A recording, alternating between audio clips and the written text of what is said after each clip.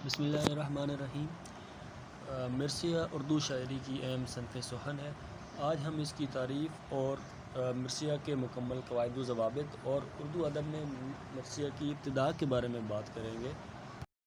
مرثیہ عربی لفظ رسا سے بنا ہے، جس کے معنی مردے کو رونے اور اس کی خوبیاں بیان کرنے کے ہیں، یعنی مرنے والوں کو رونا اور اس کی خوبیاں بیان کرنا مرثیہ کہلاتا ہے۔ مرثیہ کی صنف عربی سے فارسی اور فارسی سے اردو میں آئی، لیکن اردو اور فارسی میں مرثیہ کی صنف زیادہ تر اہل بیت یا واقعہ کربلا کے لیے مخصوص ہے، لیکن اس کے علاوہ بھی بہت سی عظیم شخصیات کے مرثیے لکھے گئے۔ اس صنف کی ابتدا واقعات کربلا کے بعد ہوئی۔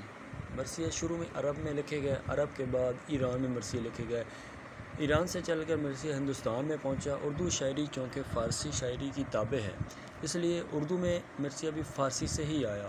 ہندوستان میں اردو شاعری کے ساتھ ہی مرثیہ گوئی کا آغاز واقعات کربلا کے بعد ہو چکا تھا، لیکن اردو میں مرثیہ کی ابتدا دکن سے ہوئی۔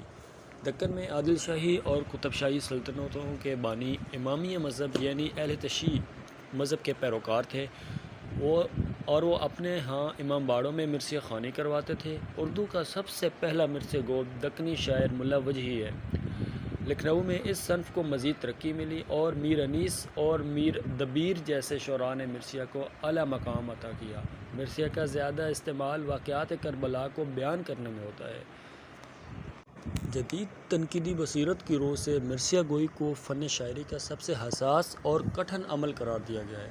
باریک بین افراد جانتے ہیں کہ کئی اصناف سخن پر فنی گرفت رکھے بغیر ایک فکر انگیز اور جاندار مرثیہ نہیں کہا جا سکتا۔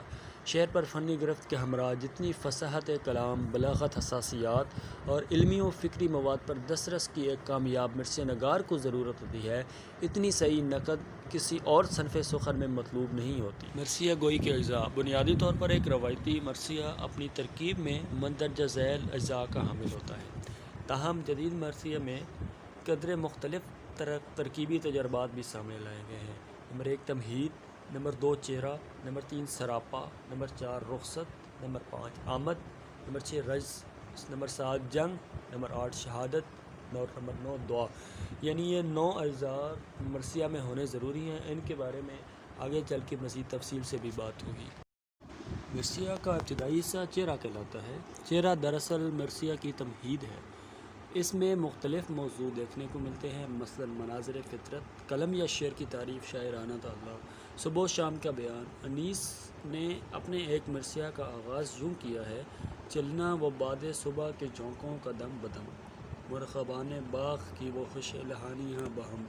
مرثیہ کے جس حصہ میں شاعر ہیرو کا تذکرہ کرتا ہے اسے سراپا کہتے ہیں۔ سراپا میں ہیرو کی خصوصیات بھی بیان کی جاتی ہیں، مثلاً اس کے قد و خال، قد و قامت اور شان و شوکت وغیرہ۔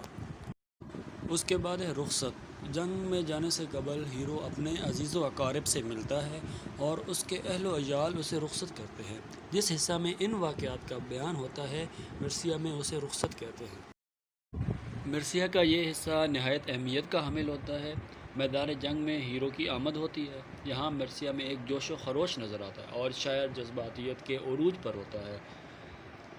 اس حصہ کو آمد کہتے ہیں۔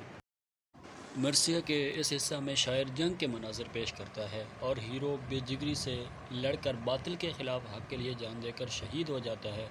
یہ حصہ کافی درد و الم کے بیان میں گزرتا ہے۔ شاعر درد و رنج کا ماحول پیدا کرتا ہے۔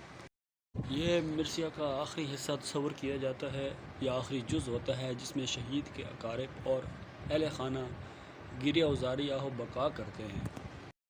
اردو مرثیہ گوئی میں میر انیس اور میر دبیر کو اہم مقام حاصل ہے۔ میر انیس اور میر دبیر نے ہی بام عروج پر پہنچایا۔ ان کے اشعار پڑھنے سے آج بھی ہو بہو نقش آنکھوں کے سامنے آ جاتا ہے۔ ان کی زیادہ تر شاعری واقعہ کربلا پر منحصر ہے۔